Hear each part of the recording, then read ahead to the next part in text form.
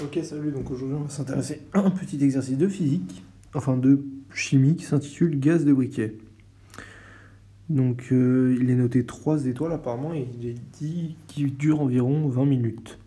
Bon, c'est un peu faux, hein, parce que c'est beaucoup plus rapide, je trouve. Donc on nous dit un briquet neuf contient du butane. Le réservoir de ce briquet est un parallélépipède dont les côtés sont de longueur L égale 5 cm, A 1 cm et B 1 cm. Le butane liquide ne remplit jamais à ras-bord le réservoir. Ok, donc ça c'est l'énoncé. Et on nous demande, dans un premier temps, le réservoir est rempli aux 3/4. Calculer le volume V' de butane liquide présent. Ok, donc dans un premier temps, je propose qu'on fasse un schéma, parce qu'on ne nous donne pas des mesures pour rien. Ça sert à qu'on contextualise la forme qui est ici un parallélépipède, et donc je propose qu'on la dessine. Donc on va la faire. Tac, tac, tac, tac. Bon, même s'il y a des points sur la figure, on s'en bat les couilles, c'est pas trop grave. Voilà. Donc là, on a fait notre parallélépipède. Et du coup, on sait que L, c'est égal à 5 cm. Que, ouais, donc ça, c'est un peu mal dit, je trouve. Enfin, je sais pas. A, ce serait la longueur, c'est égal à 1 cm. Et du coup, B serait la hauteur égale à 1 cm. Parce que vous êtes d'accord avec moi, pour calculer un volume d'un parallélépipède, c'est longueur fois largeur fois hauteur. Et du coup, A et B, bon, c'est des lettres, mais on peut les accepter, c'est pas grave. 1 cm. Donc, pour la longueur. Ici, hauteur égale 1 cm. Donc là, on pourrait coder comme ça aussi. Voilà.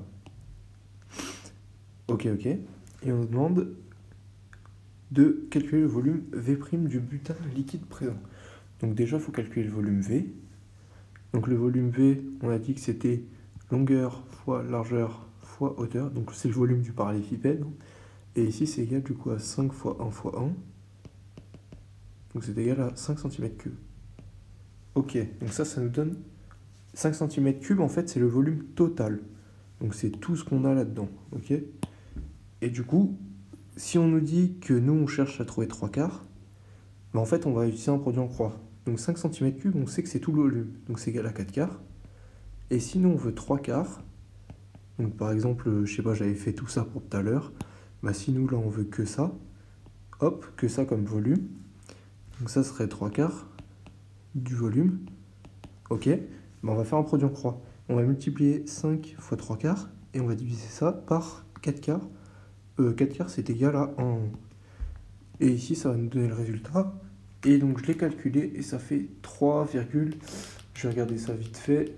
Ça fait 3,75. Donc ça fait 3,75 cm3. Voilà, donc la première question elle est faite. Donc le volume V' de butane liquide présent c'est 3,75 cm3. On va le mettre en rouge. Ici, 3,75 cm3. Voilà. Tac. Maintenant, on va virer ça. Donc ensuite, dans la deuxième question, on nous demande le reste du réservoir est-il vide, rempli par quoi? Ok, donc il n'est pas vide le reste du réservoir. Il est rempli par du butane qui est sous forme gazeuse. Parce que c'est ce qui permet donc la réaction avec l'étincelle qu'on produit quand on frotte la pierre. Voilà. Parce qu'en fait, c'est ça. Hein. Ouais, c'est ça. Ok, donc la 2 c'est juste ça, c'est par du butane gazeux. Butane gazeux. Voilà. Et dans la troisième question, on nous demande le butane liquide a une masse volumique de ρ égale 0,58 g par cm3. Calculer la masse de butane liquide du briquet. Ok, donc ça c'est pas super compliqué en fait, on va utiliser juste ici des formules.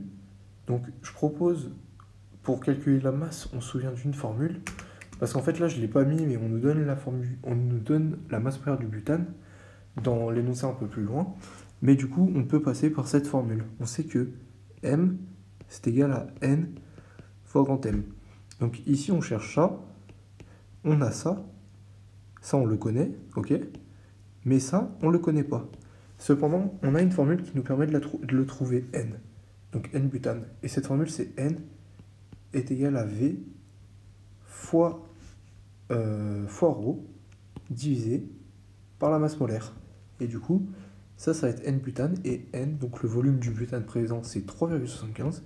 Parce qu'on nous demande, le butane liquide, on nous demande la masse du butane liquide. Et on avait trouvé que c'était 3,75. comme volume, fois ρ butane, 0,58, divisé par la masse molaire, donc je l'ai là, qui est 58 grammes. Donc ça c'est en grammes par mol, ça c'est en, attendez, c'est ρ, ρ c'est en grammes par centimètre cube. Ça c'est le volume, c'est en centimètres cube, ok. Et ça c'est la masse molaire en grammes par mol. Donc du coup on voit que ça va s'annuler avec ça, et que les grammes vont s'annuler avec les grammes ici, et donc il va nous rester que des mols. Et du coup, tac, ça nous fait N est égal. Donc je l'ai calculé tout à l'heure. Ça nous fait... tac, tac, tac, ça nous fait 375 fois 10 puissance moins 2 mol. Moins 2 mol. Donc là, on a calculé N. Et du coup, ici, maintenant, hop, on connaît N. Et on peut appliquer la formule. Donc M est égal à N. Donc 3,75 fois 10 puissance moins 2 fois la masse molaire qui est de 58. Et du coup, j'avais calculé M est égal à 2,175 grammes. 2,175 grammes. Voilà, c'est la fin de l'exercice. Donc j'espère qu'il vous aura plu. On en refera.